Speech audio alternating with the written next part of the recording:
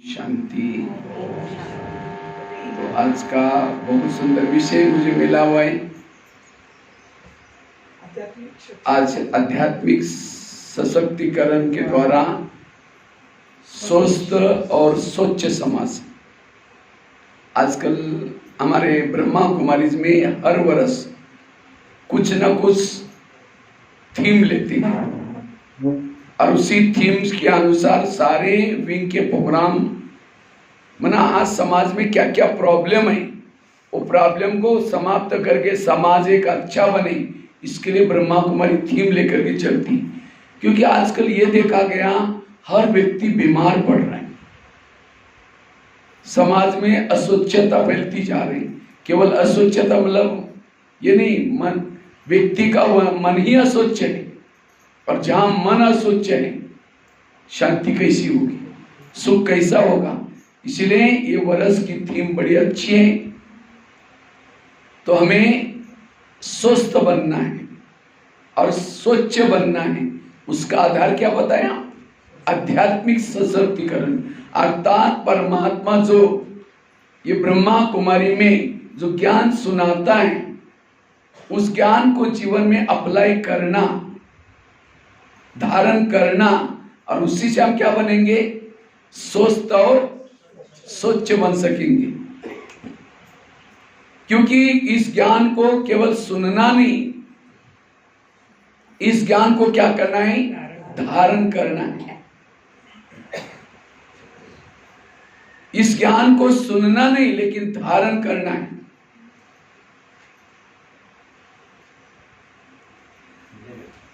केवल सुनना नहीं, आज हम क्या करते? सुनते हैं, अगर जीवन में धारण नहीं है वहीं से खड़ा विचार।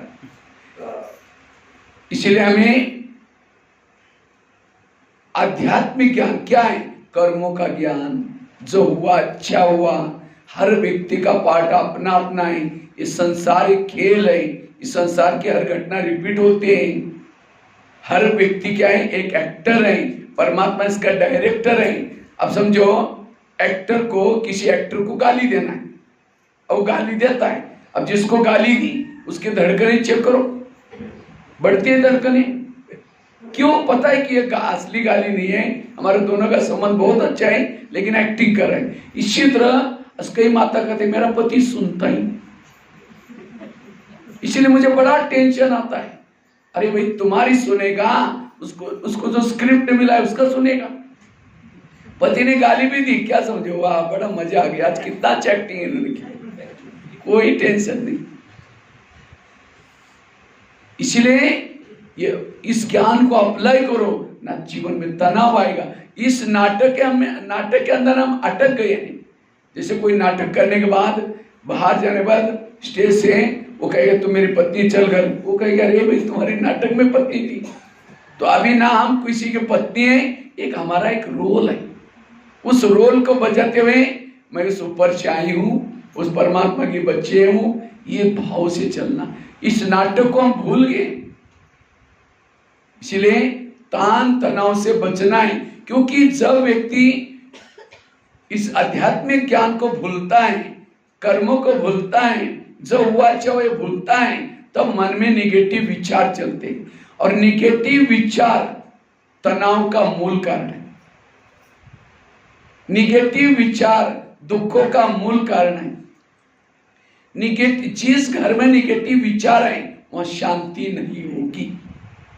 जिस घर में निगेटिव विचार है वहां लक्ष्मी वास नहीं करेगी।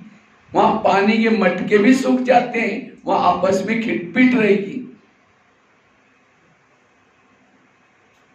इतना ही नहीं, जिसके निगेटिव विचार मन में है उसको रात को चैन की नींद नहीं आएगी, वो करवट बदलता रहता है।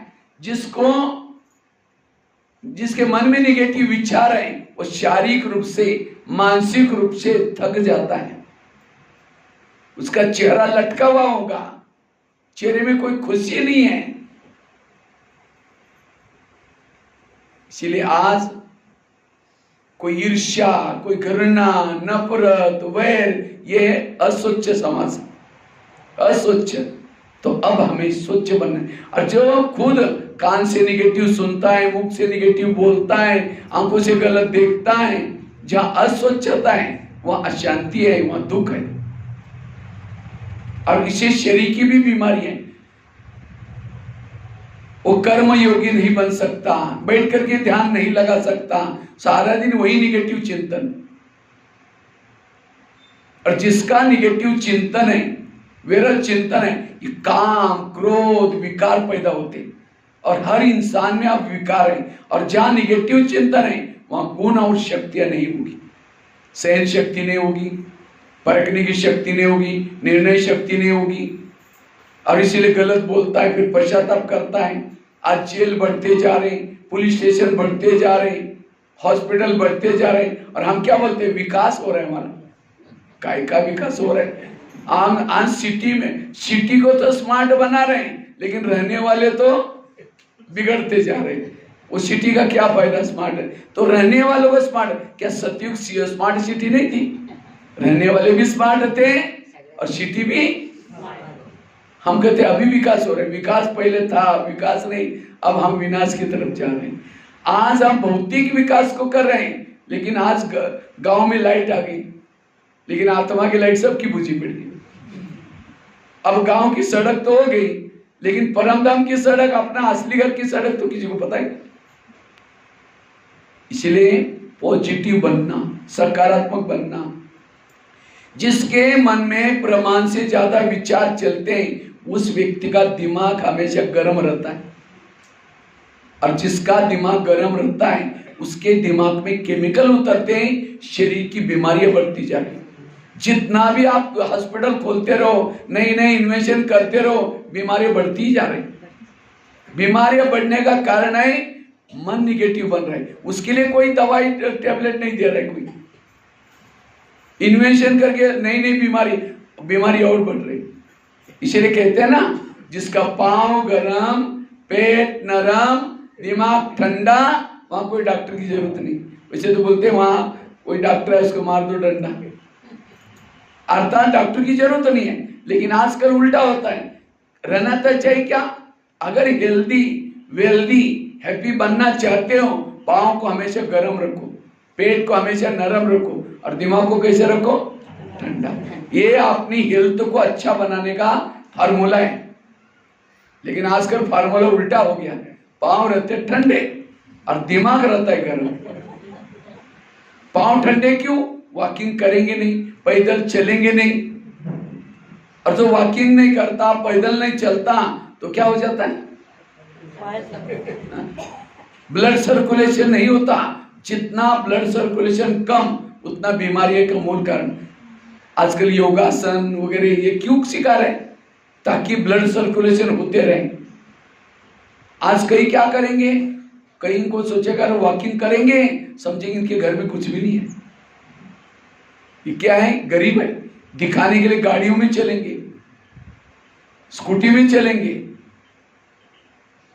इसलिए पाँव को गर्म रखो और पेट को कैसे रखो? नरम। पनीर की सब्जी 4 रोटी खाएंगे, और कद्दू है तो कद्दू बनाए तो नाक भी मोड़ेंगे। जीभ की टेस्ट पेट में बेस्ट। जो जीभ को अच्छा लगता है वो नहीं खाओ, पेट को जो अच्छा लगता है वही खाओ। लेकिन आज का व्यक्ति जीभ के अधीन है। जीभ 2 मिनट में नीचे भेज देते, संभालना किसको पड़ता है? पेट को। चिल्लाता रहता है सारा दिन फिर। इसलिए संतुलित कहने का मतलब भोजन संतुलित लेना। और तीसरा, दिमाग को कैसे रखना? ठंडा। किसी ने अपमान किया, निंदा की, ग्लानि की, तो भी मन में कोई निगेटिव संकल्प नहीं। लेकिन आज हम इस कर्म गति को, ड्रामा को, ज्ञान को भूले, कभी आते नहीं। अगर कई बहनें बुलाती भी हैं तो 10 बहाने बनाएंगे, नहीं आ सकते, ये हो सकते। गाड़ी के अंदर पेट्रोल डाल दो, वही पेट्रोल का पाइप ड्राइवर के मुंह में डालो, क्या हो जाएगा? गाड़ी का भोजन क्या है? Petrol diesel. ड्राइवर का भोजन क्या है? सब्जी दाल रोटी। शरीर गाड़ी है, इसका भोजन क्या है? सब्जी दाल रोटी। लेकिन इसका जो ड्राइवर है आत्मा, इसका भोजन क्या है? पॉजिटिव विचार, सकारात्मक विचार, ये आध्यात्मिक बातें। ये क्या है? आत्मा का भोजन है। वास्तव में इस आजरा शहर में जितने भी आत्मा रूपी ड्राइवर रहते हैं सबको भोजन करने का स्थान क्या है? ये सेंटर है, ब्रह्मा कुमारी का सेंटर। लेकिन कोई आता ही नहीं, जो आते हैं वो मस्त तृप्त बनते जाते। अब बच्चों को कितना भी आइसक्रीम खिलाओ, वो मम्मी पापा से बिछड़ा हुआ है, आइसक्रीम खिलाओ कुछ भी खिलाओ, क्या बोलता है? मुझे पापा जी से मिलाओ, मुझे मम्मी जी से, मुझे कुछ नहीं चाहिए। इसी तरह कितना भी अच्छी टीवी, खाना अच्छा खाए, घूमने के लिए जाए, लेकिन अगर मम्मी पापा से बिछड़ाए, आत्मा को सच्चा सुख नहीं मिलेगा, आत्मा भटकता रहेगा। इसलिए जब तक उस परमात्मा को याद नहीं करता, ये ज्ञान का भोजन नहीं करता, तब तक आत्मा के मन का भटकना बंद नहीं होगा, इच्छाएं बढ़ती जाएगी। इसलिए ये हमें रोज क्या करना है? आत्मा का भोजन करने के लिए आना है, योग करना है और ये मुरली सुनने, तब मन हमारा ये रहेगा, मन शांत रहेगा, मन का सारा दिन नहीं सोचेगा। आज 70% लोगों को बीमारी हो रही, कारण मन निगेटिव है, मन में निगेटिव विचार चलते, प्रमाण से ज्यादा विचार चलते, क्योंकि मन ने भोजन नहीं खाया, उसको शुद्ध विचार नहीं दिया। टीवी खोलो निगेटिव, अखबार खोलो निगेटिव, किसी के पास जाकर के बैठो निगेटिव, हर जगह पर निगेटिव बातें। और निगेटिव भोजन देने से और ये मन के अंदर निगेटिव विचार पैदा होते और ये काम क्रोध पैदा होते। इसलिए रोज अपने आत्मा को सही दिशा देने के लिए ये ईश्वरीय महावाक्य सुनना। आज किसी को पेट की बीमारी होती है, ईर्ष्या वाले विचार चलाने वालों को पेट की बीमारी होती है। इसलिए कहते हैं ना, तुम्हाला पाहून तुझ्या पोटात दुखते काय, मराठी में। और आजकल तो सब, आज कंपटीशन कहाँ से शुरुआत होगी? स्कूल से शुरुआत होगी। तुम्हारे ज्यादा मार्क, मेरे ज्यादा मार्क। आज दुकानों में कंपटीशन, खेती में कंपटीशन, हमेशा। इसीलिए ईर्ष्या, उसके घर के सामने गाड़ी आई, उसके घर के खेती के अंदर इतना अनाज हो गया, उसका ये हो गया, ये जो अपने पास है उसको नहीं देखेंगे, दूसरों को देख करके ईर्ष्या करते रहेंगे। पेट के संबंध की बीमारी होती है। एक ही घर में एक ही जगह से खाना लिया, लेकिन जब दूसरा सामने आता है उसके देखेंगे उसके थाली में क्या क्या है, जो आपके थाली में वही है। जब तक उसको नहीं देखेंगे चैन की नींद नहीं आएगी। और जो दूसरों को देखता है वो दुखी है, वो कुछ भी मिला तो भी संतुष्ट नहीं रहेगा। आज किसी को दूर का कम दिखता है, दूसरे की बुराई को आंखें फाड़ फाड़ कर देखता है। जो आंखें फाड़ता है, बड़ी बड़ी करता है, आंखों की पुतली बच जाती है। फिर डॉक्टर के पास जाएंगे, कहेंगे डॉक्टर जी मुझे आजकल धुंधला दिखता है। तो डॉक्टर चेक करता है, कहता है आपको चश्मा लगाना पड़ेगा, नंबर लग गया। चश्मा तो लगाया, फिर भी बुराई देखना नहीं छोड़ेंगे, नंबर बढ़ता ही जाएगा। आज किसी को नजदीका नहीं दिखता, अपने दोस्त को कभी नहीं देखता, अपने जो दोस्त है अवगुण है कभी नहीं देखते, डोंट केयर करता है, नजदीका दिखना बंद हो जाता है उसको। आज किसी को अस्थमा होता है, दमा, कोई भी बातों को पेट में दबा कर रखेंगे, क्या हुआ? कुछ नहीं हुआ, नहीं बताओ कुछ नहीं, नाराज लग, नहीं कुछ नहीं हुआ, हुआ बहुत कुछ है, दबा कर रखेंगे, दमे का प्रॉब्लम। आज किसी को स्पॉन्डिलाइटिस होता है, सर्वाइवल, रास्ते में जा रहे खेती में जा रहे सब्जी लाने के लिए, वो क्या करती है, वो क्या करता है, इधर उधर देखने वालों को स्पॉन्डिलाइटिस होता है। फिर डॉक्टर के पास जाएंगे, कहेंगे डॉक्टर जी आजकल मेरे गले में अकड़न हो रही कुछ। डॉक्टर चेक करता कहता आपको स्पॉन्डिलाइटिस हुआ है, सर्वाइवल, और इसका इलाज करके डॉक्टर एक बड़ा सा पट्टा लगाता है। जब पट्टा लगाता है 6 महीना ना इधर देखता है ना इधर देखता है। अगर पहले सीधा देखो तो प्रॉब्लम, वुंड वाली चाल करके जाएंगे इधर उधर। आज किसी को ज्वाइंट पेन होते हैं, जो व्यक्ति गुस्सा करता है, गुस्सा करने से ज्वाइंट के ऊपर प्रेशर आता है, मसल्स दर्द होते हैं और सवेरे उठ नहीं सकते, जैसे पहाड़ तोड़कर क्या है इतना दर्द होता है। क्यों? इसलिए फ्लेक्सिबल होकर के चलो। आज हमारी ब्रह्मा, मैं रोज डेली, आजकल मेरा रात को सोना लगभग 10:30, कभी 11, 11:30 भी हो रहा है। कि दूर से जाना है, फिर कहीं ये करना है, कोई काम कारोबार भी होता है, मोबाइल में जो लिया है वो लैपटॉप में डालना है, फिर नहीं तो दूसरे दिन का भर जाएगा। तो लगभग 11:30 बजे भी सोऊंगा तो उठूंगा कितना, 3 बजे, 3:15 बजे उठ ही जाऊंगा। क्यों? हम कभी गुस्सा नहीं करते जो हमारा चेहरे दर्द हो जाए, अपने भूल जाते हैं। कम नींद की जरूरत। और जो गुस्सा करता है देरी से सोएगा उठेगा भी, इसलिए कहते हैं सवेरे 4 बजे से पहले उठता है उसको महातपस्वी कहते हैं। 5 बजे से पहले उठता उसको योगी कहते हैं। 6 बजे से पहले उठता उसको भोगी कहते हैं। 7 बजे से पहले उठता उसको रोगी कहते हैं। 8 बजे से पहले उठता उसको महारोगी कहते हैं। आगे फिर गिनते रहो। टेंशन वालों को ज्यादा नींद की जरूरत है। ये तनाव, आजकल छोटे बच्चे भी कहते हैं मुझे बहुत तनाव है, मुझे बहुत टेंशन है। जो बूढ़ी बड़ी माता भी मुझे बहुत टेंशन दे दिया। अब टेंशन का अर्थ भी पता नहीं, लेकिन टेंशन सबको है। ये टेंशन क्या है? टेन मतलब 10, सन मतलब बच्चे। टेंशन मतलब अब किसी के 10-12 बच्चे हैं, माँ बाप शांति से बैठेंगे, पापा जी मुझे कपड़े चाहिए, अब उसको भगा दूसरा कहेगा पापा जी मुझे परीक्षा चाहिए। जितने ज्यादा बच्चे उतनी समझे भी, इसलिए कहते हैं छोटा परिवार सुखी परिवार। तो हमारे बच्चे कौन से अनेक थॉट्स पैदा करेंगे, ये करना है, वो करना है, ऐसा करना है, वैसा करना है। जिसके दिमाग में जितने ज्यादा विचार उतना वो दुखी। जब शांति से बैठेंगे वही विचार आएंगे, पापा जी दूसरा उसको भगाओ तो दूसरा विचार, क्योंकि आप उसके मम्मी पापा हो गए, क्योंकि पैदा किसने किया? आपने पैदा किया। फिर कई क्या बोलते, जब ध्यान में बैठते पता नहीं क्या क्या विचार आते। भाई आपने पैदा किया, आपके बस नहीं जाएंगे, पड़ोसी बस जाएंगे। इसलिए विचारों को कम पैदा करो, सकारात्मक पैदा करो। और जिसके जितने विचार कम वो सुखी है। जैसे मराठी में कहते हैं ना, आंधळ दळते कुत्र।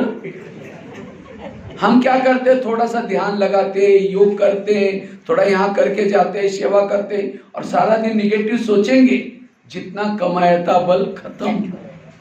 घड़े को पानी भर दिया, नीचे से छेद है, शाम तक खाली।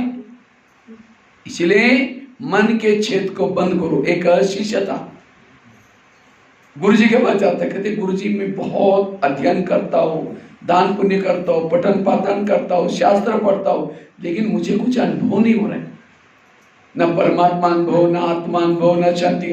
क्या भगवान मेरे से रूठ गए? तो गुरुजी हंसने लगे, बात सही है।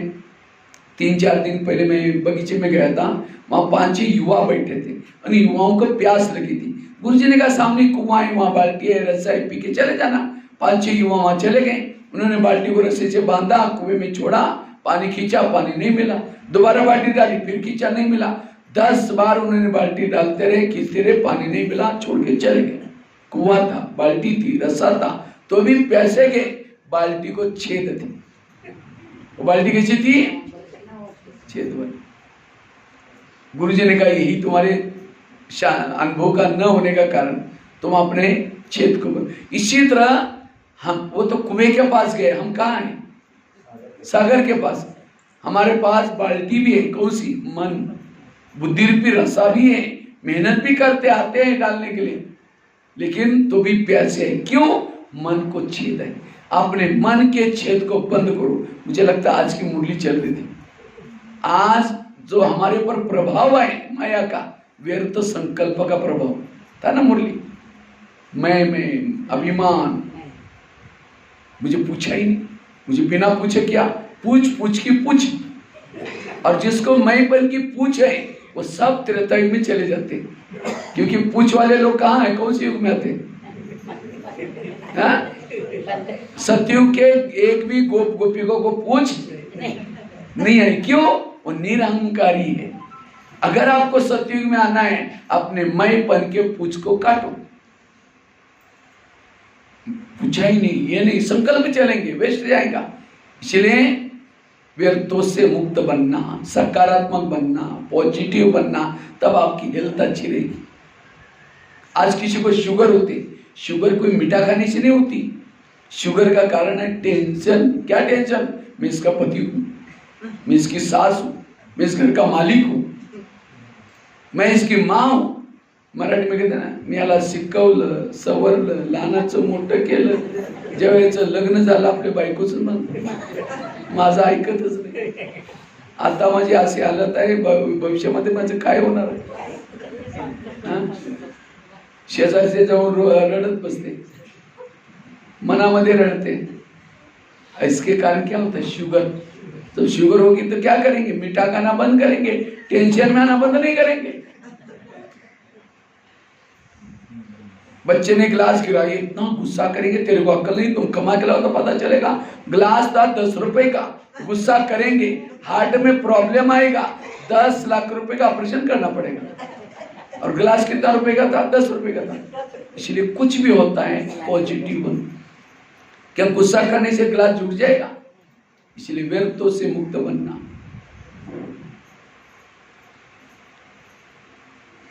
आज किसी को ब्रेन हेमरेज, एक नई बीमारी निकले. क्या हुआ? ब्रेन हेमरेज हो गया. हमारे ब्रेन में बालों से भी महीन नसें होती है. वो क्या काम करते हैं? खून सप्लाई होता है. लेकिन जब व्यक्ति कारणे आकारणे नेगेटिव सोचता है, कुछ घर में कुछ होता है, बिजनेस में कोई प्रॉब्लम आता है, ज्यादा सोचता है, तो उस नसों से तेजी से खून बहता है. और जब खून ज्यादा बहता है वो नसें फट जाती है, उसका कोई इलाज नहीं. इसलिए पॉजिटिव बनो. आज हमारे शरीर में हमें जीने के लिए गिनती के श्वास होते हैं. श्वास कितने हैं? इतना श्वास पूरा हुआ चला जाता है. लेकिन कभी कभी हमारे श्वास वेस्ट क्यों जाते हैं? निगेटिव सोचने से. उस समय हमारे धड़कने तेजी से चलते हैं. क्यों हुआ? मेरे साथ क्यों हुआ? तो देखो आप धड़कने.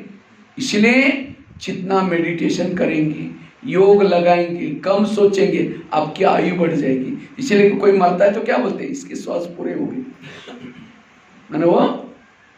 इसलिए अगर आयु बढ़ानी है, पॉजिटिव रहो, सकारात्मक रहो. जो निगेटिव सोचता है, बेरहम सोचता है, कोई ना कोई बीमारी होगी, हॉस्पिटल में जाएगा. निगेटिव सोचने से गुस्सा आएगा, और गुस्से में व्यक्ति कुछ भी कर सकता है. जेल की सजा होगी, कोर्ट कचहरी की चक्कर लगानी पड़ेगी, पुलिस स्टेशन जाना पड़ेगा. अगर ब्रह्मा कुमारी में उसको बुलाते हैं तो क्या बोलता है? टाइम नहीं है, हमारा कुछ फुर्सत है, वो हमारा वेड़च नहीं. हॉस्पिटल में जाने के लिए टाइम नहीं, पुलिस स्टेशन जाने का टाइम है, कोर्ट कचहरी में जाने का टाइम है. ब्रह्मा कुमारी में आओ, कहीं भी जाने की जरूरत नहीं. और ये सारी जो जगह मैंने आपको गिनाई, आपका जेब काटने वाली जगह है, पैसा खर्चे करने के बिना. और आजकल तो ईमानदार नहीं है, गए थे इलाज करने के लिए, किडनी निकाल करके लेंगे. इसलिए सावधान, पॉजिटिव बनो, सकारात्मक बनो. वो डॉक्टर दवाई देता है, उसका साइड इफेक्ट होगा. लेकिन यहां अगर आप ब्रह्मा कुमारी का ज्ञान सुनते हैं, पॉजिटिव बातें सुनते हैं, इससे यहां भी ये टैबलेट है, कौन सी? जो हुआ अच्छा हुआ, कर्मों की गुई गति. इस टैबलेट से कोई भी साइड इफेक्ट भी नहीं है. वो जो आप हॉस्पिटल में, कोर्ट कचहरी में पैसा खर्च करते हैं, उसके बजाय वो ला करके ब्रह्मा कुमारी के भंडारे में डालो. अभी भी अच्छा 21 जन्म उसका प्राप्ति भी मिल जाएगी. अब वहां डॉक्टर भी देंगे, पुलिस स्टेशन देंगे, उससे कोई आपका भविष्य बनने वाला बनेगा. इसलिए वर्तमान समय हमें पॉजिटिव बनना है. तो मैं खुद पॉजिटिव हूं या निगेटिव, कैसा पता चलेगा? कैसा पता चले? सामने से कोई व्यक्ति आ रहे हैं, उसको देखते रास्ता काट रहे हैं, उसको देखना पसंद नहीं करते, आप निगेटिव है. कोई आपके पति की महिमा करता है, अरे तुम्हारा पति तो बड़ा अच्छा है, तेरे को क्या पता, तुमने तो दूर से देखा है, मैं तो पूरा जीवन उसके साथ रहती हूँ, वो क्या है मैं जानती हूँ. कई कई तो गुस्से में कहते वो तो राक्षस है, राक्षस. अगर मेरे जगह पर कोई और होती तो कब बात जाती.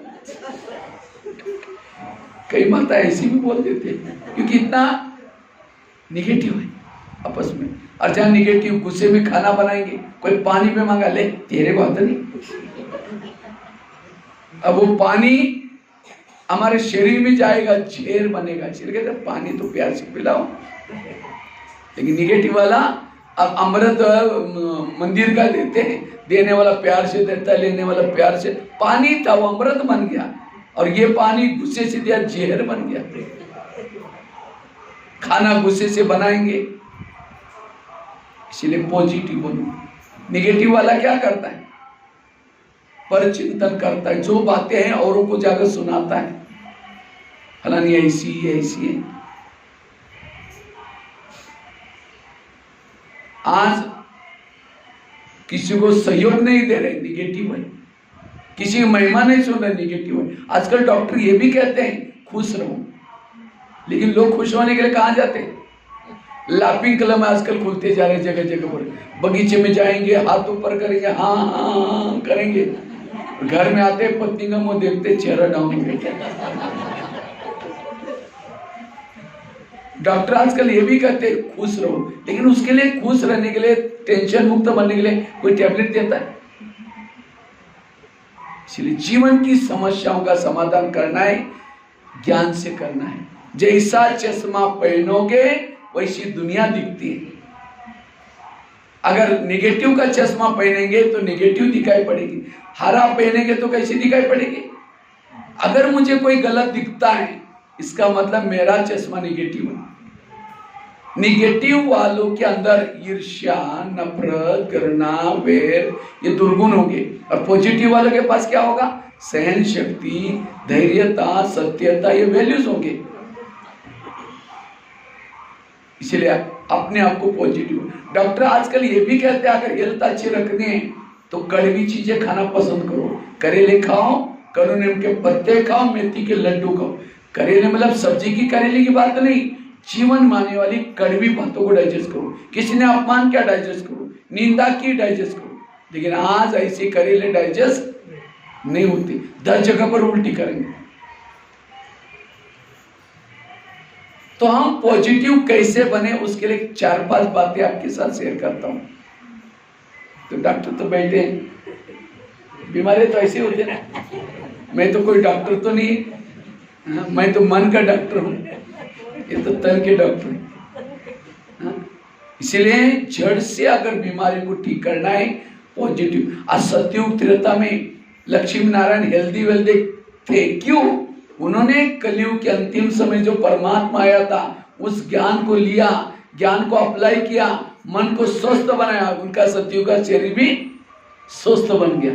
तो इसलिए हमें भी लक्ष्मी नारायण, इसलिए हर एक चाहता है ना घर में लक्ष्मी आ जाए। इसलिए घर में क्या करते हैं? दिवाली में क्या करते हैं आप लोग? लक्ष्मी आने के लिए सफाई करते हैं, और क्या करते हैं? दिए जलाते हैं।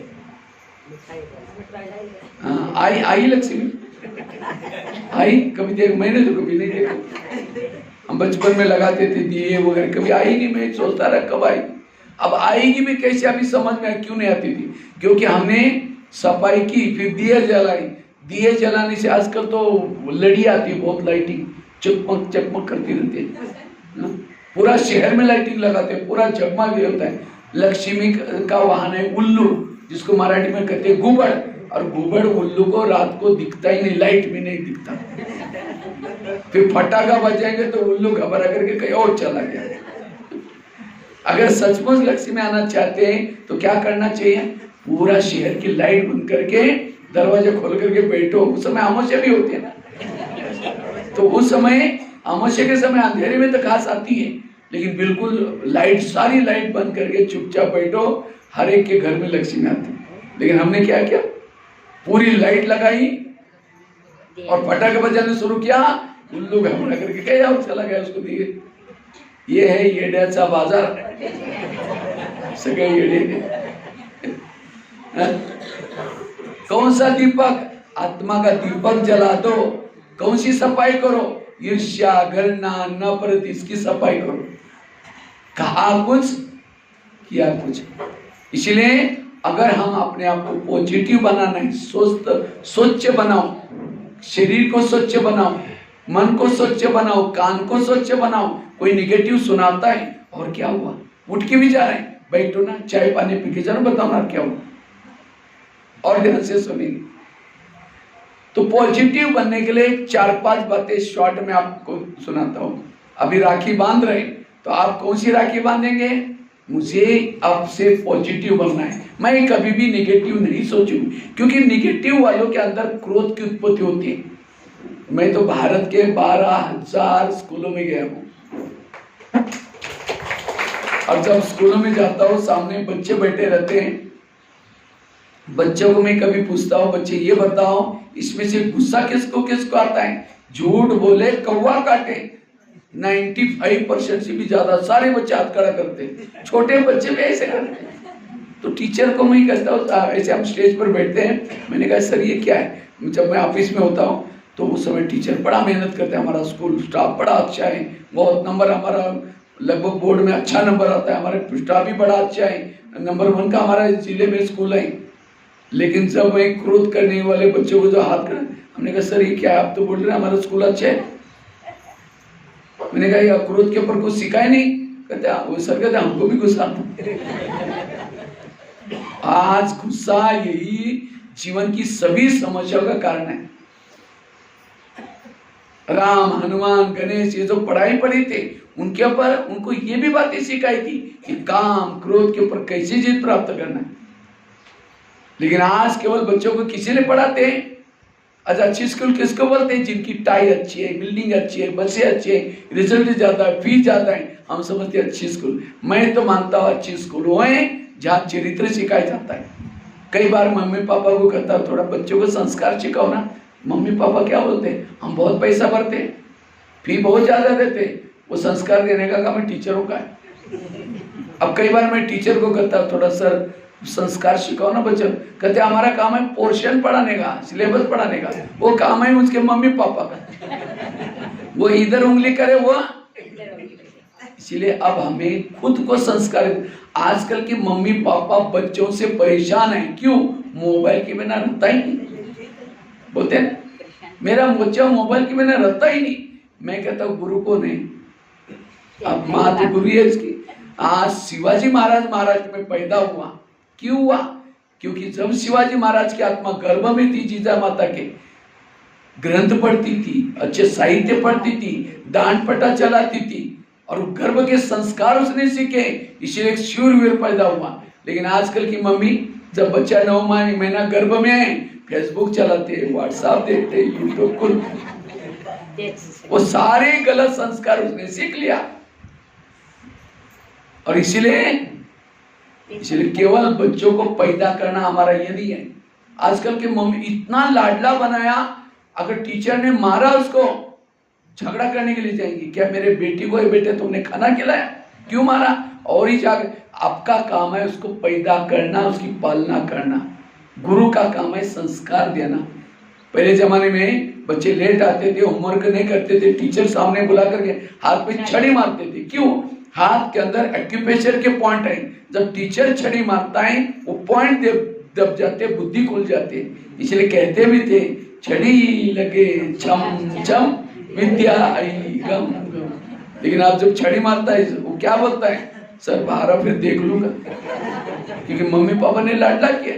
और क्या बोलता है? सबसे मम्मी को पता है ना टीचर भी मेरे से घबराता है। अगर कोई शिल्पकार पत्थर के ऊपर छाने रतुने ना लगाए, मूर्ति कैसी बनेगी?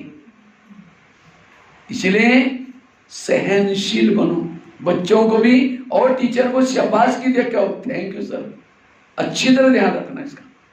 अब वही बच्ची समझो सहन नहीं करेगी, तो यही बच्चे जब मायके जाते हैं डाइवर्स करते हैं, घर में कुछ बनता ना वापिस आए ये सुसाइड करे। इसलिए अभी हमेशा, और वो संस्कार हमें यहाँ ज्ञान और योग से मिलते हैं। अगर मुझे पॉजिटिव बनना है, सबसे पहली बात है कर्म गति को याद रखना।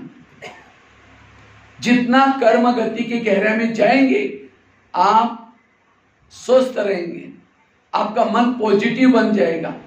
कभी कभी हमारे न चाहते भी निगेटिव विचार चलते, क्यों? कई कहते हैं मैं इसके रास्ते में कभी जाती नहीं, मैंने इसका बुरा कुछ किया नहीं, फिर भी यह मेरे साथ क्यों करती है? टाली कभी एक हाथ से, टाली के लिए कितना चाहिए? अगर कोई व्यक्ति मेरे साथ गलत करता है, मैंने भी कभी किया था,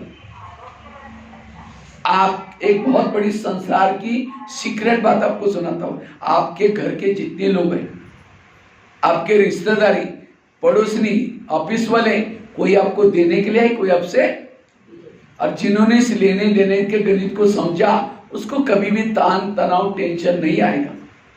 समझो कोई बहू है, सास उसको तंग करते, परेशान करते, बहू को तनाव टेंशन आ रहा है।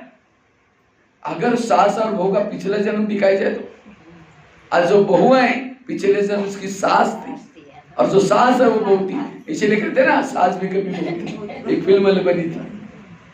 अगर पति आपको तंग करता है, इसका मतलब मैंने भी इसको पति बनकर के तंग किया था, अब मेरा हिसाब। और ये तो सभी मानव जाति का अंतिम जन्म है। जो मैंने धरती पर आकर के कुछ किया था, प्रकृति की छेड़छाड़ की थी, बीमारी होगी, आपस में सास बनकर के किसी को तंग किया, किसी को राजा बनकर के आपने राजा से निकाला, सारे हिसाब चुकता करना है। और हिसाब चुकता करने के 3 तरीके, और जब तक हिसाब चुकता नहीं करेंगे, कोई भी उस परम धाम में, पावन धाम में नहीं जा सकता। और उसके 3 तरीके रखे परमात्मा ने। कौन सा? एक तो ध्यान लगाओ, योग लगाओ, उससे भी चुकता हो जाएंगे। दूसरा तरीका है सहन करो समय, कोई सोचो नहीं उस पर, और ही खुश रहो, थैंक यू उसने हिसाब चुकता किया, इससे भी आपका कम हो जाएगी। वो भी नहीं तो तीसरा लास्ट का, कौन सा? ये महाभारी जो विनाश होगा, उसमें दुख दर्द होगा, उससे भी हम पावन बन जाते हैं। लेकिन विनाश में जो पावन बनेगा वो सतयुग त्रेता में नहीं जाएगा, मुक्ति धाम में, परम धाम में जाएगा, सिर्फ द्वापर कलयुग में उतरेगा। जिन्होंने योग लगा करके अपने हिसाब चुकते के, वो जीवन मुक्ति में उच्च पद प्राप्त करेगा। और जिन्होंने सहन करके हिसाब चुकते किया, वो जीवन मुक्ति में तो जाएगा, सतयुग त्रेता में पद थोड़ा कम हो जाएगा उसका। तो कितना महत्व है। बाबा क्यों बोलते हैं बच्चे योग लगाओ, योग लगाओ? क्यों? हिसाब चुकता हो, ताकि धर्मराजपुरी में सजा न मिलेगी। याद रखना, समुद्र की लहरें कहाँ जाने वाली है? हिमालय को छूने के लिए जाने वाले हैं। और समुद्र तो नजदीक है, जाएगा आपके ऊपर से, और उसके बाद सबको लेके जाएगा वापिस। उस समय वो सीन कैसा होगा, इमेज करो। क्यों? क्योंकि सृष्टि अब तिरछी है, वो सीधी होने वाली है, ये सीधी होने वाली है। और तब सारे मौसम सब कुछ ठीक हो जाएगा, अंदर जो भी है।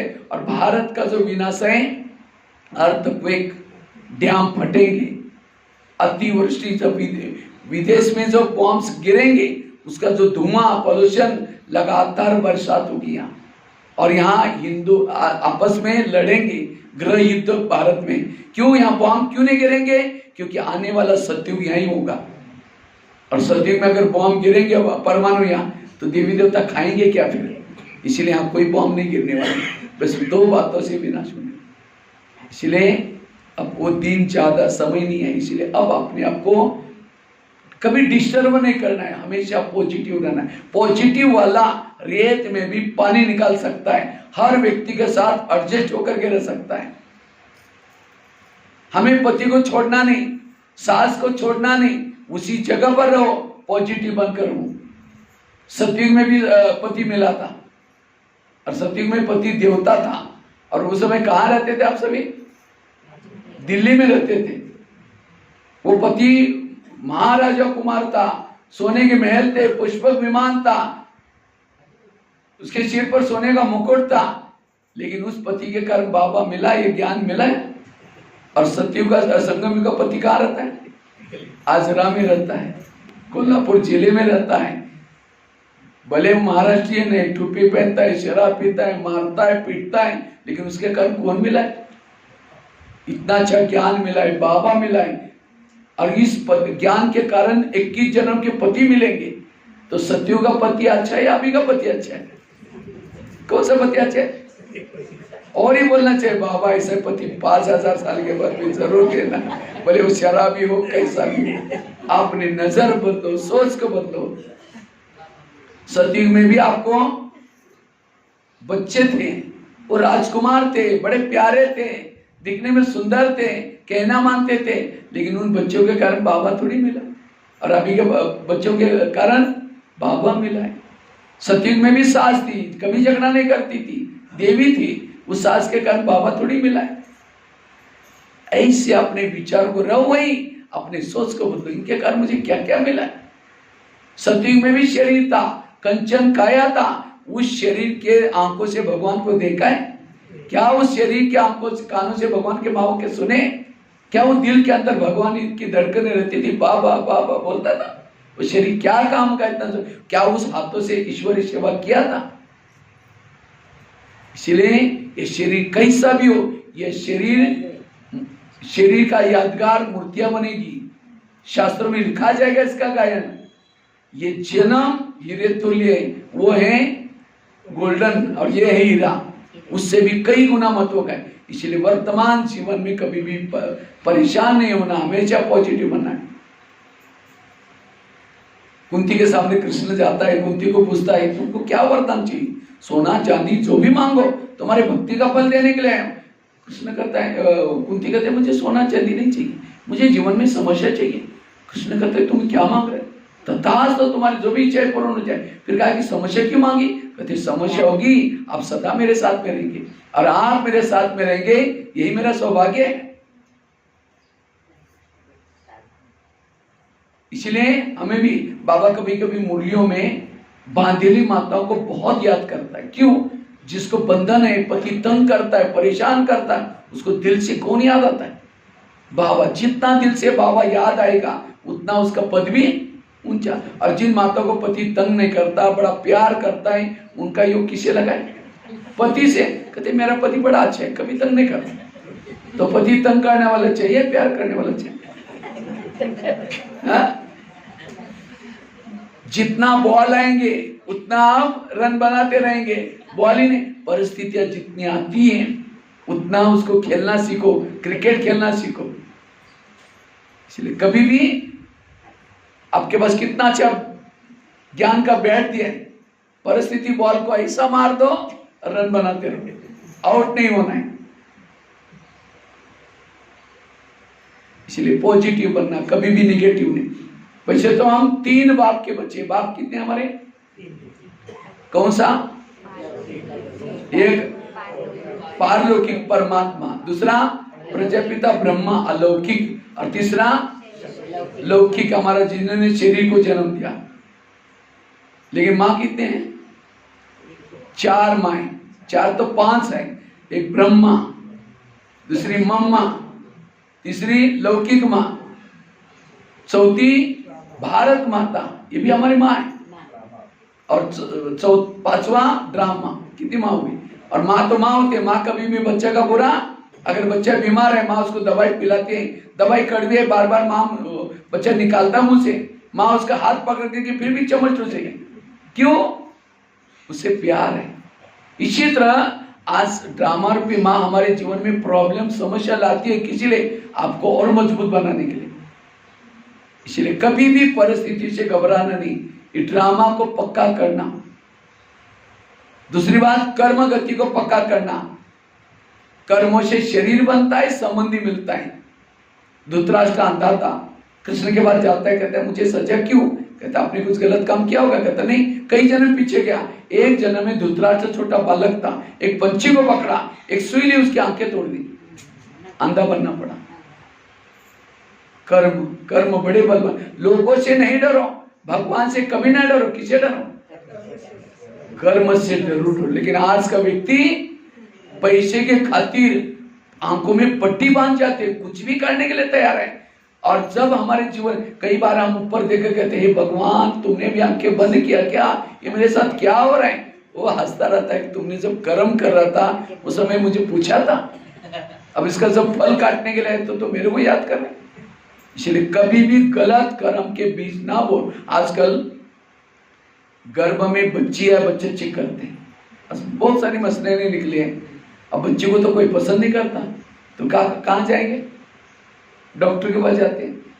तो डॉक्टर को भी, वैसे तो कानूनी भारत में तो अपराध है, कोई भी निरीक्षण करना, ये करना अपराध है, तो भी डॉक्टर को पैसा मिल रहा है। इसीलिए क्या करता हूँ, वो तो वैसे पुलिस स्टेशन को बोल सकता है, लेकिन पैसे के लालच में वो कुछ कायदे का भी दबा करके क्या करता है, चेक करता है। नर्स भी अगर बोलती मैं ये सामानों के लाइन, मैं पुलिस वालों को बोलूंगी, उसको भी पैसा मिल रहा है थोड़ा सा। फिर मम्मी भी मिली है, पापा जी भी मिला है, चारों मिल करके क्या करे, उस छोटे गर्भ को क्या करते, निकाल करके कूड़ेदान में फेंकते। अब बच्ची भी कुछ लाज में नहीं मारती, तुम लोग ये मेरे साथ क्या करें, मुझे जीना है। अब तो छोटी है ऑर्गन्स, कितनी तमन्ना लेकर के जन्म लेने वाली थी, मैं पढ़ाई करूंगी, मैं ये करूंगी, वो करूंगी, ये करूंगी, उसी भाव से जन्म ले रहे थे। लेकिन चारों ने, उन्होंने उनकी जो भी इच्छा थी उसके ऊपर पानी फेर दिया, निकाल करके कचरे में, और कुत्ते खींच करके 4-5 कुत्ते उसको खा रहे हैं। तो क्या आत्मा मरी है उसके अंदर? आत्मा तो मरती नहीं, वो निकल जाते हैं, देखते मेरे शरीर के साथ क्या कर रहे हैं ये लोग। फिर वही आत्मा अगले जन्म में उसी पापा जी का, मम्मी जी का, नर्स का, डॉक्टर का मार करके कचरे में फेंक देते। ये है कर्म। और हम क्या बोलते हैं उस समय, अरे ये कितना निर्दयी है ये व्यक्ति, इसने 4 को मारा। क्यों मारा? कारण तो होगा ना। इसलिए आज वर्तमान में जो कुछ हो रहा है हर व्यक्ति के कर्मों का फल है। जैसा बोगे वैसा ही काटोगे, दुनिया का सिद्धांत है। इसलिए कभी भी गलत कर्म मत करना। ये तनाव का कारण क्या है? हमारे गलत कर्म। कई कहते हम ओम शांति भी जाते हैं तो भी हमारे घर में प्रॉब्लम क्यों? कई ओम शांति को आने के बाद लगता है कि मेरा सब पूरा हो गया, बच्चों को थोड़ा फोड़ा भी हो गया, लगता है बाबा मदद ही नहीं कर रहे। लोग भी बोलेंगे और इनको भगवान पढ़ाते तो भी इनका, अरे भाई उस बच्चे का अपने कर्म है। अच्छा, ओम शांति में आप भी आए, कब से आए? 1 साल 2 साल? क्या आपके खत्म हो गया आते ही? अगर ओम शांति में आने के बाद भी कोई प्रॉब्लम है, कोई मेरा पिछले जन्म का कर्मों का कड़ा हिसाब है। इसलिए इस कर्म गति को समझ करके, कहीं कहते नहीं भाई जी हमारे पास इतना भ्रष्ट व्यक्ति है, इतना गलत काम करे, भगवान उसका ही घर भर है, जो घर भर है पिछले अच्छे कर्मों का फल है, अब गलत काम कर रहा है उसका फल भी उसको मिलेगा। भगवान के घर में देर है लेकिन अंधेर। इसलिए इस कर्म को समझ। एक बहुत सुंदर घटना मैं आपको सुनाता हूं। कईयों को क्या लगता है भगवान हमें दुख देता है, भगवान किसी को दुख नहीं देता। एक मुंबई में एक छोटा बच्चा रहता था, मम्मी के साथ रहता था। ध्यान से सुनना, उसका मैं प्रश्न पूछने वाला हूं, इसलिए बिल्कुल ध्यान से सुन। तो बच्चे के रहता था मम्मी के साथ। तो उसके पापा जी नहीं थे, मम्मी नहीं थी, कोई नहीं थी। मम्मी थी, पापा जी नहीं थे, भाई बहनें कोई नहीं थी, और मम्मी झोपड़ी में रहते हैं, मजदूरी का काम करते हैं। एक दिन वो बच्चा क्या करता है, उस मम्मी के साथ मजदूरी का काम करने के लिए जा रहा था। बच्चे ने देखा गुब्बारे वाला गुब्बारे बेच रहा था, अब उसको लगा गुब्बारे में लोग कैसे दौड़ करके गया। अब माँ को लगा इसको कुछ होना चाहिए, तो क्या करते हैं, माँ उसको पकड़ने के लिए दौड़ी। जैसी दौड़ी एक कार स्पीड से आई, माँ उसके अंदर खत्म। बच्चे ने देखा, मम्मी भी गई, ऊपर देखे कहते हैं भगवान आप कितने निर्दय हैं, ये तो मुझे गरीब बनाया, मेरे कोई बहनें नहीं, कोई भाई नहीं, और दोबारा अब मेरे मम्मी को भी लेके गए, अब कितना निर्दय। वो भगवान को गाली देता है, लगता है भगवान ने मुझे इतना दुख दिया। 4 दिन घर से बाहर, झोपड़ी से बाहर भी नहीं आया। अब मम्मी थोड़ी वापस आएगी। 4 दिन के बाद बाहर आया, किसी ने कहा बेटा अब तुम्हारा कोई नहीं रहा तो मेरे पास आ जाओ, हमारा चाय का दुकान है, चाय कब से धुलाई करो, तुम्हारा खाने का प्रबंध करेंगे।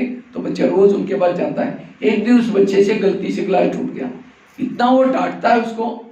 आखिर भगवान शाम को आता है, वो बच्चा सब शाम को आता है, कहते हैं भगवान मैं जहाँ भी जाता हूँ मुझे दुख ही मिलता है। एक दिन किसी ने कहा झोपड़ी तुम्हारी मम्मी को दी थी, मम्मी तो चली गई, अब तो खाली कर, रहने का भी प्रॉब्लम। आखिर वो सब टेंशन से शराबी बना। शराबी बनने के बाद एक दिन क्या क्या उसने फिर खुद की शादी कर दी। पत्नी आई, वो भी झगड़ा। आखिर उसने जैसे कि वैसे खुद का चाय का लारी चालू कर दी। तो एक दिन चाय बेच रहा था, 10-12 लोग आए, कहा कि हमको चाय चाहिए, दिया, अब पी के जाने लगे। कहता है चाय का पैसा दो। जैसा पैसा मांगा वो 10-12 लोगों ने इतनी पिटाई की उस बच्चे की, बेहोश करके छोड़ के चले गए। आखिर उसको होश आया और सामान भी बिखर करके चले गए। होश आए तो देखा रही सारा सामान। कहता है हे भगवान अभी तो मैं ये जैसे कि वैसा सेट किया था अपने लाइफ को, आखिर कब तक मेरी परीक्षा लोगे। इतना दुखी होकर के भगवान को गाली देता है। आखिर उसको लगता है पत्नी को सुनाओगे तो पत्नी कुछ सहयोग देगी। आखिर के बताए पत्नी को मेरे साथ ऐसा क्या, कहते तुम ही ना लग, तुमने ऐसा कुछ बोला होगा उनको, तुम ही ऐसा। और टेंशन, रात को सो रहा था, खिड़की खुली थी, ऊपर देख रहा था आकाश की तरफ। कहता है भगवान मेरी कब तक परीक्षा लेने वाले हो। कब तक दुख दोगे? ऐसा करते करते दुखी होकर सो गया। रात को 3 साढ़े 3 के दरमियान खिड़की से आवाज आती है, बेटा उठो, बेटा उठो। तो बच्चा कहता है कौन है आप? कहता मैं तुम्हारा पिताजी हूँ। कहता मेरा पिताजी तो मरा हुआ है। नहीं, मैं तुम्हारे आत्मा का पिता परमात्मा। कहते अच्छा भगवान, मैं आपसे बात नहीं करूँ, आपने कितना मुझे दुख दिया। फिर आवाज आता है, बेटे मैंने कुछ नहीं दुख दिया, ये सब तुम्हारे कर्मों के परिणाम है। चलो मैं तुम्हारा पिछला जन्म दिखा दो। भगवान ने क्या किया, उस बच्चे का हाथ पकड़ा, एक महल के पास लेके गए। तो बच्चा कहता है भगवान आप मुझे पिछला जन्म दिखाने वाले थे, ये महल के पास कहाँ लाए? चलो मैं दिखाता हूँ। जैसे अंदर गए, कुछ सिपाही कैदियों को चाबुक से मार रहे। तो बच्चा कहता है भगवान ये कैदियों को क्यों मारा जा रहा है? तो भगवान ने कहा इनके राजा ने पकड़ करके मारो करके ऑर्डर की, अब ये सिपाही की क्या गलती है? लेकिन भगवान ने कहा ये कैदी कौन है पता है? जिस 10-12 लोगों ने तुम्हारी पिटाई की थी उनका पिछला जन्म है। फिर कहता महाराज बड़े खराब थे। जैसे आगे गए, राजा बैठा था, मंत्री बैठे थे, मदिरा पी रहे थे। एक बच्चे से गिलास मंगवाया था, बच्चा थोड़ा देरी से आया, राजा गुस्सा करता है उसके ऊपर, बच्चे के ऊपर। अब गुस्सा करने से वो गिलास भी टूट गया, वो डांटता है। तो बच्चा कहता है भगवान कैसा जो आया था, छोटे बच्चों को क्यों डांटा जा रहा है? भगवान ने कहा राजा का स्वभाव ऐसा है। लेकिन भगवान ने कहा ये बच्चा कौन है पता है? जी चाय वाले ने तुमको डांटा था, उसका पिछला जन्म है, तुम्हें तरह कहता डांटना चाहिए। जैसे आगे गए, एक अंडरग्राउंड में एक व्यक्ति बैठा था, हाथ में बेड़ी, पाँव में बेड़ी, कपड़े फटे थे, उसके सामने खाना पड़ा था, दाढ़ी बड़ी थी। तो बच्चा पूछता है भगवान ये कौन है? कहता है राजा का बड़ा भाई। राजा इतना ऊंचा और ये बड़े भाई की हैसियत। भगवान ने कहा ये खुद राजा बनने वाला था क्योंकि बड़ा था, लेकिन इस राजा ने कुर्सी लेने के लिए इसको देश रईस साबित कर दिया और खुद राजा बन करके बैठा इसकी हैसियत। लेकिन भगवान ने कहा ये कौन है? तुम्हारी पत्नी का पिछला जन्म है। इसका मतलब वो बच्चा पिछले जन्म में कौन था? प्रश्न है। जिन्होंने ध्यान से सुना उसको जवाब आएगा। कौन था वो? राजा था। वो गरीब, इतना प्रॉब्लम समस्या जो आई, वो पिछले जन्म में क्या था? राजा। राजा बनकर के उसने क्या किया? वो कैदियों को मारने का ऑर्डर की। वही कैदी अपना बदला लेने के लिए चाय पीने के बहाने आए और वो राजा क्या बना? गरीब बच्चा चाय वाला बना। और ये कैदी वो कैदी क्या बने? वो चाय पीने के बहाने अपना हिसाब ले लिया। राजा बनकर के उसने उस छोटे बच्चों को डांटा था, वही छोटा बच्चा चाय वाला बना और राजा गरीब बच्चा बनकर के अपना हिसाब ले लिया। राजा बनकर के उसने अपने भाई के साथ ये व्यवहार किया, तो वही भाई की आत्मा अगले जन्म में पत्नी के रूप में आकर के अपना पूरा हिसाब लिया। इतना ही नहीं, भगवान ने कहा तुमने राजा बनकर के अनेक बच्चों को मरवाया था, इसलिए तुम्हारे भाई बहने कोई नहीं है। इतना नहीं, अनेक झोपड़ियों को आग लगाई थी, इसलिए तुम्हें रहने का मकान भी नहीं है। इतना ही नहीं, भगवान ने कहा तुमने मैं राजा बन के क्या किया था, दिखाओ तो तुमको। तो उस बच्चे के जीवन में जो प्रॉब्लम आए, क्या भगवान ने प्रॉब्लम दिया? कर्म ऐसे की। तो ये मैंने क्यों सुनाया? आज आपके जीवन में जो प्रॉब्लम्स है, बेटा तंग करता है, शराब पीता है, मानता नहीं है, ये क्यों आ रहे प्रॉब्लम? और ये सब देख करके हमको तनाव, टेंशन, ये कारण है मेरे पिछले जन्म के गलत कर्म। इसलिए इस कर्म गति को जो समझता है जीवन का आनंद ले सकता है और भविष्य में कभी भी ये लोभ की पट्टी नहीं बनेगी, लालच की पट्टी नहीं बनेगी। इसलिए अपने कर्म को अच्छा बनाना। दूसरी बात है, अगर मुझे पॉजिटिव बनना है, सकारात्मक बनना है, स्वस्थ और स्वस्थ बनाना है, इसके लिए गीता का, रामायण का, महाभारत का सार है, जो हुआ अच्छा हुआ, जो हो रहा अच्छा, जो होगा वो भी। मेरे जीवन की हर घटना में कल्याण है, ये मंत्र को पक्का करो। अगर किसी ने मेरी चुगली की तो भी कल्याण है। समझो आजकल कोई चुगली लगा करके आपकी यहाँ की ट्रांसफर गांव में करते हैं, जाने आने का प्रॉब्लम, खाने का प्रॉब्लम, सब किसके कारण? उस व्यक्ति को देखते टेंशन पैदा होता है। लेकिन जो हुआ अच्छा हुआ। रामायण की घटना सुनाता हूँ, राम राजा बनने वाला था, लेकिन रात में आकर के मंत्रा ने कई 2-4 उल्टी बातें सुनाई। तुम्हारा बेटा भी तो है भरत, उसको छोड़ करके तुम राम को राजा बनाने में राजी हो गए। बस ये बातें कान में डाली किसने? मंत्रा ने कही के बस रामायण उल्टा हो गया सारा। राजा बनने के बजाय वनवा में चला गया सवेरे। सीता गई, लक्ष्मण गया, तीनों घर से चले गए। वियोग के कारण दशरथ ने प्राण त्यागा, खाने का प्रॉब्लम, सोने का प्रॉब्लम, किसके कारण? मंत्रा के कारण। तो मंत्रा को जो भी देखेगा उसकी भावना अच्छी चली बुरी चली। मैं खुद जब रामायण देखता था, मंत्रा को देखते मैं कहता बुढ़िया को होगा, उसको नहीं देखना। मुझे मंत्रा बिल्कुल अच्छी नहीं लगती थी, लेकिन एक दिन मैंने जब सोचा तब पता चला मंत्रा ने राम के साथ जो किया हुआ अच्छा। अगर रात में ना आती राम क्या बनता? राजा। जंगल में नहीं जाता, सीता की चोरी ना होती, रावण को ना मारता। रावण को ना मारता, राम की महिमा कोई नहीं गाता। राम की महिमा किसके कारण? मंत्रा के कारण। इसी तरह हर एक के घर में, आसपास में, पड़ोस में भगवान एक दो मंत्रा रखे। लेकिन आज हमारा टेंशन वही मंत्रा है। अगर राम के जीवन में मंत्रा ना आती, ना हनुमान, ना अंगद, ना ऋषि, ना कोई नहीं मिलते। किसके कारण मिले? तो आज हमारे बाबा मिला, ज्ञान मिला, दैवी परिवार, किसके कारण? आज तक की मंत्रों के कारण। इसलिए कभी एकांत में बैठ करके आज तक जिन्होंने तंग किया सबको धन्यवाद दो। आप लोगों ने तंग किया, हमारा बड़ा अच्छा हुआ, लेकिन फिर 5000 साल के बाद तंग करने के लिए जरूर आना। ये है पॉजिटिव, जो हुआ अच्छा हुआ। तीसरी बात है, मैं 4 ही बातें सुनाता हूँ शॉर्ट में, 4 बातें और 10 मिनट, हाँ? इसलिए घड़ी को नहीं देखना, घड़ी भी टेंशन करा थी, इसलिए कई घड़ी लगानी नहीं चाहिए। तीसरी बात है, क्योंकि ये बातों से हम क्या बनेंगे? अपने विचार कम चलेंगे और इससे हम स्वस्थ और स्वच्छ बनेगी, किसी के प्रति नफरत करना भी नहीं होगी, और तब जाकर के सुखी बन सकते हैं। तीसरी बात है, रोज सवेरे अपने दिनचर्या में 3 चीजें करो। अमृत वाला का योग सवेरे उठ करके करो। दूसरा, रोज क्या करना है? यहाँ आकर के थोड़ा सा वॉकिंग करते हुए आना है और आधा घंटा मेडिटेशन, परमात्मा का ध्यान लगाना है। और तीसरा, रोज की ईश्वरी महावाक्य सुनना है। जो ये 3 चीजें करेगा उससे आत्मिक मनोबल बढ़ेगा, आत्मा की दीपक जागृत होगा, और जिसका आत्मा का दीपक शरीर में जागृत है वहां शरीर में वेव्स फैलते हैं और उससे अतीन्द्रिय सुख मिलता है। और इसलिए उसको कोई अपमान करे, निंदा करे, कहे जाने दो, छोड़ दो, कोई बात नहीं, क्योंकि असली सुख मिल रहा है। जैसे कोई जलेबी खाता है, उसको मुरमुरा दो, नहीं बोले जलेबी अब नहीं चाहिए। तो जो ये सुख मिलता है, ये मान अपमान कुछ नहीं लगता। तो अमृत वाला कौन कौन उठता है? हाथ खड़ा करो। अच्छे इतना लोग उठते हैं, लेकिन अमृत वाला का चुपचाप आपका कोई वीडियो बनाई जाए और उसी वीडियो को 10 बजे दिखाई जाए कि मेरा है, मैंने ऐसे किया, दीवार के सारे बैठे मुंह खुला के बना, 2 बार मच्छर अंदर भी गया और बाहर गया, पता नहीं चला। अगर ऐसा ध्यान लगाएंगे तो कैसे हमारी आत्मिक स्थिति बनेगी? इसलिए आंखें खोल कर दे बैठो, और केवल खोल के नहीं, अब कोई मेहमान को घर में बुलाओ और मेहमान घर में आने के पहले दरवाजा कुंडी लगा करके बस हो जाओ, और बेल बजा रहे, घंटी बजा रहे, दरवाजा नहीं खोलो, हमको कैसा लगेगा? ये कैसे लोग हैं, मुझे बुलाया दरवाजे बंद किया। इसी तरह वो चला जाएगा, फिर फोन करके क्या बता, मैं आई नहीं, क्योंकि मैं आया था, बेल नहीं जरूर आओ, वापिस आ जाओ, फिर आया, फिर दरवाजा बंद किया, फिर चला जाएगा, फिर फोन करो, कहेगा कभी नहीं आऊंगा।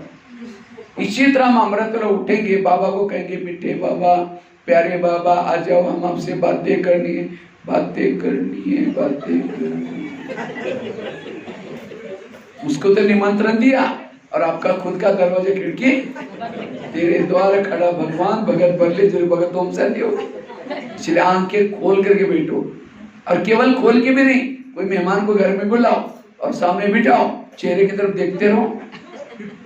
वो कहेगा फोन क्यों किया, क्या बात है? कई योग में बैठे तो क्या करते हैं, फोटो की तरफ देखते रहेंगे, झूमते रहेंगे, फिर बीच में घड़ी में देखेगा, अच्छा और 15 मिनट देखना है, फिर कहेंगे अच्छा और 5 मिनट बाकी है। कोई घर में मेहमान बैठा है, उसके चेहरे की तरफ देखो, घड़ी की तरफ देखो, इनको कहीं जाना है, मेरे को बार ऐसे घड़ी को क्यों दिख। इसलिए लगन में मगन होकर के बैठो, योग अच्छी तरह करना है। कई तो क्या करते हैं, समझो यहाँ आ रहे क्लास के पहले योग करने के लिए आते देखेंगे, आ रही बहुत बैंगन की सब्जी है, वांगे की भाजी है, भाजी है, काटे वाले होंगे, आज बड़े तो वांगे बनाए से भाई, यहाँ आकर के बैठे, पहले सोचे कि जाकर योग करेंगे, मुरली सुनेंगे, जाते जब लेके जाए, ये दुकान वाला तो यहीं बैठा है, तो यहाँ करके बैठे, लाल लाइट चल रहा है, गीत बज रहे, शुरू करके मैं आत्मा हूँ, शांत स्वरूप हूँ, शक्ति स्वरूप हूँ। फिर वो पिछवी तो अनलीज नहीं, वो आगे कैसे क्यों जाए? ठीक है, उसके बाद प्लास्टिक का तैयार तो हो गया, मैं आत्मा हूँ, शांत स्वरूप। फिर सोचा घर में तो मेहमान आने वाला था, मैं उसके लिए सोचा कि पूरनपोली बनाऊं, लेकिन उसके लिए चने की दाल तो आई नहीं। चलो छोड़ो, कुछ और बना देंगे, मैं आत्मा हूँ, शांत स्वरूप। फिर सोचा कि आने के चक्कर में मैंने जो दूध रखा था गैस के ऊपर गर्म करने के लिए, वो दूध का गैस बंद किया या चल रहा है, बंद किया, लाल लाइट की सफेद लाइट होगी, वो टाइम पूरा होगा। सामने वाला बैठने वाला सोचा, वाह इन्होंने आधा घंटा योग क्या, इनका योग कहाँ लगा है? वो पूरनपोली वाला योग, बैंगन वाला योग, गैस वाला। अगर ऐसा योग करेंगे, कई कहते गृहस्थी है ना बाबू, याद आएगा ही। क्यों आएगा? अब समझो बड़ा सा मेहमान है, बहुत सालों के बाद आया, और मम्मी उससे गहरी गहरी बातें करेगी जरूरी, और बीच में बच्चा आता है, मम्मी मेरी टाई कहाँ है, मेरे जूते कहाँ है, मेरी किताब? ठहर जाओ, मैं बाद में दूंगी, बात करो। बच्चे को हटका देगी, क्यों? बच्चा तो रोज का ही है, बैंगन ये तो रोज का ही है। ध्यान में बैठे, थोड़ा टेंशन लेकर बैठो। भक्ति मार्ग भी यही किया, माला जप रहे, राम राम राम राम, देखना मैं मिली तो राम राम राम। तो यार उसमें फर्क क्या हुआ? अटेंशन से बैठो, ध्यान से बैठो। योग अच्छी तरह करना है। तो अमृतवाला योग क्लास के पहले आप खेती में धान बोलते हैं तो पहले क्या करते हैं? हल चलाते हैं, और बाद में क्या करते हैं? धान बोते हैं। इसी तरह हमें भी क्या करना है? ज्ञान का बीज दिमाग में डालना है, पहले हल चलाओ। आधा घंटा योग। यहाँ योग कितना बजे चालू हो जाता है? 6:30 बजे। और पहुंचते कितने? कोई 6:30 बजे एक आया, दूसरा। मैं तो सोचता हूँ अभी रक्षाबंधन आने वाली है, तो आप एक रेस करना। कौन सी? एक नीचे रजिस्टर रखना, क्योंकि आप सभी का प्रभाव यहाँ आसपास वाले केंद्र पर भी जाता है। फिर अगर आप भी ढीले डाले होंगे तो सारे केंद्र भी ऐसे बन जाएंगे। 6:30 बजे जो पहले आएगा वो लिखना है, अपने नाम के सामने लिखना। बहुत आते 6:30 बजे। हाँ बहुत आते, लेकिन सब नहीं आते, सबको करना है। क्योंकि लकड़ियां डाली, उसमें गिली डालो तो क्या हो जाएगी? जल जाएगी। तो अभी तक रक्षाबंधन से दिवाली तक एक रेस करना है। कोई बहन की ड्यूटी लगाओ, या किसी माता को लिखने नहीं आएगा ना, तो एक कोई किसी की ड्यूटी लगानी। 6:30 से पहले आएगा फर्स्ट नंबर में, 6:45 बजे आएगा सेकंड नंबर, और 7 से पहले आएगा थर्ड। उसके बाद की वो बंद, रजिस्टर वापिस लाना है, रखना है। ठीक है। और जो 6:30 से पहले आएगा उसको दिवाली के समय, उनका दिवाली के समय सम्मान करना, उनको स्पेशल गिफ्ट। ठीक है। और सारे, मैं तो एक शहर में गया था गुजरात में, मुझे पता चला वहां मैं जब गया तो पूरी क्लास फुल थी। मैंने बहनों को कहा कि शायद मैं आने वाला नहीं भाई साहब, हमारा ऐसा नियम है 6:30 से बाद जो आता है वो 6:30 बजे आते हैं, हमारे हॉल का दरवाजा बंद करते हैं। उसके बाद जो आएगा, नीचे एक माइक रखा हुआ, वहां सुन के जाएगा, वो हमारे संगठन में नहीं आ सकता। प्रिंसेस का कॉलेज है इसलिए। और तीसरा, रोज की मुरली सुनो। कहाँ? यहाँ सेंटर पर। आजकल कईयों को ऑनलाइन में सुनने की माया लगी। मैंने पुस्तक आए नहीं, मैंने ऑनलाइन में सुन ली थी। जो ऑनलाइन में सुनेगा उसकी पूजा भी ऑनलाइन से हो जाएगी। हाँ, उसके मंदिर में कोई नहीं आएगा, हाँ वहीं से छिड़काव करेंगे। और ऑनलाइन वाली पूजा कब होती है? 15-20 साल। लॉकडाउन से शुरू होती है, 2027 पूरी होगी। और जो रोज सेंटर पर आएंगे दोपहर से लेकर के उसकी पूजा होती रहेगी। तो कितना चाहिए? इसलिए रोज हमें यहाँ आकर के मुरली सुननी। ठीक है, रोज मुरली सुननी है। 3 चीजें जो करता है वो क्या है? शक्तिशाली बन जाता है, पॉजिटिव बन जाता है, सकारात्मक बन जाता है। ये 3 चीजें कितनी जरूरी है? एक, क्योंकि आजकल यूट्यूब में, फेसबुक में भी माया लगी है। आज कई ग्रुप निकले, मेरे में बाबा आ गया, तेरे में बाबा आ गया, मुश्किल ज्ञान मिला, वो भी आपका चला जाएगा। इसलिए हमें रोज क्या करना है? ये 3 चीजें करनी है। ये 3 चीजें कितनी जरूरी है? लास्ट में एक स्टोरी सुनाता हूं। एक व्यक्ति ने, 2 महिलाएं थी।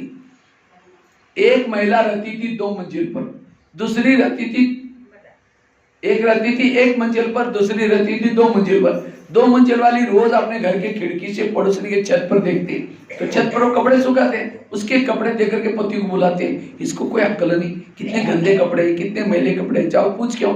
पति कुछ नहीं बोलता, रोज बुला करके कहते जाओ पूछ के आओ। एक दिन जब उसने उसी खिड़की से देखा तो पड़ोसी के कपड़े अच्छे दिखने लगे, फिर पति को बुलाया, कहते आज इसको कैसे अक्ल है, कितना अच्छा धुलाएगा, जाओ पूछ के आओ। पति धीरे से मुस्कुराता और कहता है आज सवेरे सवेरे मैंने अपने घर की खिड़की के कांच साफ किए, शीशे साफ किए। समझ रहे हैं, उनकी खिड़कियां गंदी थी इसलिए कपड़े कैसे दिखते थे। तो जिस दिन सेंटर पर नहीं आएंगे, मुरली नहीं सुनेंगे, योग नहीं करेंगे, तो आपकी खिड़की कैसी होगी, गंदी। इसीलिए रोज हमें क्या करना है, तो कौन कौन खिड़की साफ करता, हाथ खड़ा करो, ऐसे ऐसे कर। खिड़की मतलब घर की नहीं, कहीं को लगता है घर की खिड़की के बाद भाई जी बोल रहे। अभी मैं नेपाल में गया था 5-6 महीना पहले, 3 दिन वहां हमारी भट्टी थी, तो पहले दिन ये खिड़की वाली बात मैंने सुनाई, दूसरे दिन क्लास में 2-4 माता आई नहीं, तीसरे दिन आई, बहनों ने कहा अरे कल क्यों नहीं आए थे, कहते भैया ने परसों कहा ना खिड़कियां साफ करो, हम अपना घर की खिड़कियां साफ करें। कभी कभी हम ज्ञान को भी उल्टा करते हैं। एक भाई था, ज्ञान में चलता था 1 साल 6 महीने से, तो एक बार होटल में गया और समोसा मंगाया, समोसा जानते हैं ना, मैदे को बेल करके आलू का मसाला भरते तलते उसको समोसा, 1 किलो समोसा मंगाया, मैदे का छिलका निकाल करके फेंकता है और मसाला खाता है। मैनेजर देखता रहा, कहीं तो मैदा पसंद नहीं करते, कहता पसंद तो करता हूँ आजकल, लेकिन ब्रह्मा कुमारी में जाता हूँ, उन्होंने कहा कि बाहर का नहीं खाना है, इसलिए बाहर का निकल करके अंदर का खा। बाहर का न खाना अर्थात दूसरे के हाथ में गुस्से में बनाया हुआ भोजन ना खाना, नहीं तो आपको भी गुस्सा आएगा, विकार आएगा। इसलिए होटल पर सीधा लिखा हुआ है होटल, हो सके तो यहां से टल। सिनमा, सिन मतलब पाप, माँ मतलब मदरी, पाप की माई उसे दूर रख।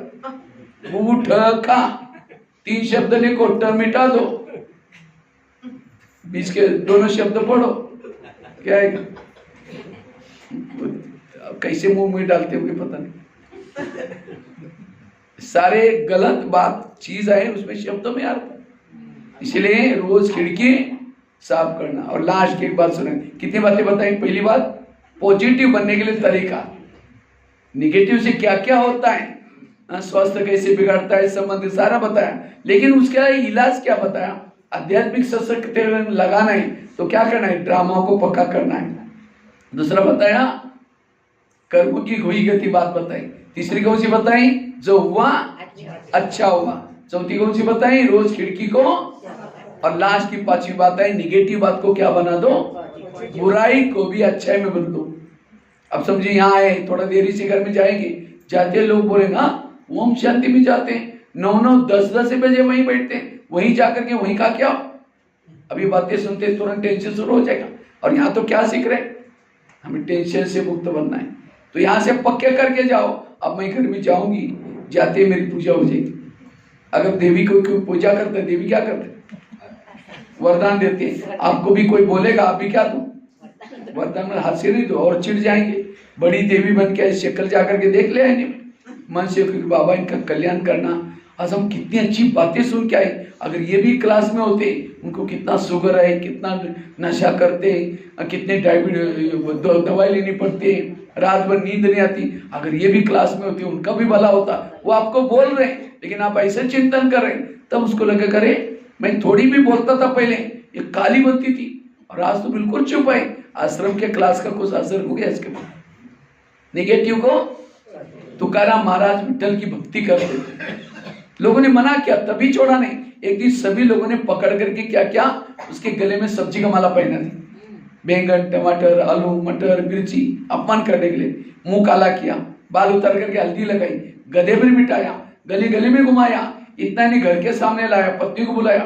पत्नी सब देखती है मेरे पति के साथ ऐसा किया, सबको गाली देती। जब गाली देते तुकाराम महाराज सब्जी की माला दिखा करके कहते इनको गाली क्यों दे रहे, ये लोगों ने अपने लिए 8 दिन के लिए सब्जी ला कर दिया, ये 8 दिन के लिए अपने लिए भाजी वाला बहुत हो जाएगा, मजा आ गया। निगेटिव को क्या बना दिया, अर्कान को गाली मत देना। हमारी जब शादी हुई थी इस समय बारात कहाँ निकली थी, कोई लोग थे ही नहीं। आज अच्छी तरह बारात निकल गई, सभी ने हमारी बारात वालों को चाय पानी सबको बना। और कहा इनको गाली मत देना, मेरे सिर में फोड़े हो गए थे, ये लोगों ने बाल उतर करके हल्दी लगाई, हल्दी तो एंटीबायोटिक का काम करते अब ठीक हो जाए। और कहा इनको गाली मत देना, जब मुझे घुमाने के लिए लेके गए थे, बहुत तेज धूप थी बाहर, और 3-4 घंटा ये लोग पाई चले, अनुमानी थे, उनके पाँव में कुछ चप्पल भी नहीं थे, सबके पाँव में छाले पड़े। मुझे तो कुछ नहीं हुआ है, मैं आराम से ऊपर गधे पर बैठा। बुराई को क्या बना दिया? ये है जीवन जीने की कला। इसीलिए स्टेट का नाम क्या है? महाराष्ट्र। क्यों महाराष्ट्र? क्योंकि यहाँ महान लोग थे। लेकिन अब महाराष्ट्र नहीं रहा। एक एक जेल में कितने सारे कैदी है, सहन शक्ति नहीं है, गुस्सा करेंगे। एकनाथ महाराज गंगा में स्नान करने के लिए गए थे, एक व्यक्ति ने पान करके थूक दिया, कुछ नहीं बोला, दोबारा थूक दिया, 9 बार 8 बार थूका तो भी कुछ नहीं बोला। उस व्यक्ति को शर्म आई, मैं तो थूक रही, कुछ नहीं बोल रहे, चरण जो महाराज मेरे से बोलोगे तो क्या कहता है? मैं 15 दिन से यहाँ हूँ, रोज एक, और गंगा स्नान करने के लिए आया था, मैं तो रोज एक बार करके जो पुण्य जमा करता था, लेकिन आज आपके थूकने के कारण एक दिन में मैं 9 बार गंगा स्नान किया, इसलिए आपका ही धन्यवाद, इसलिए महाराष्ट्र है।